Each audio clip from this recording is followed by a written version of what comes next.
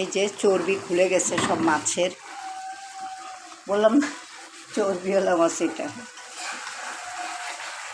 আমি এটাকে বলি চর্বিওয়ালা মাছ, চর্বি খুলে যায়।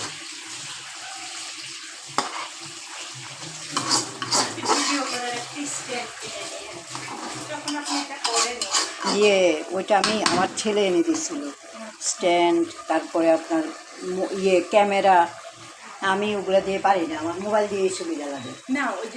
ও মোবাইলের স্ট্যান্ডটা, হ্যাঁ হ্যাঁ হ্যাঁ হ্যাঁ, ওইটা নিবো করে নেওয়া হয় না, ওই আর কি। এখন পাঙ্গাস মাছটা খুব সুন্দর লাগতেছে, কিন্তু এই যে পেটিটা ঠিকই গলে গেছে। এই যে চর্বি, ওইটাই তো বললাম যে এটা হলো গরুর চর্বির মতো চর্বি পাঙ্গাস মাছের। পানি দেওয়া লাগে না কিন্তু,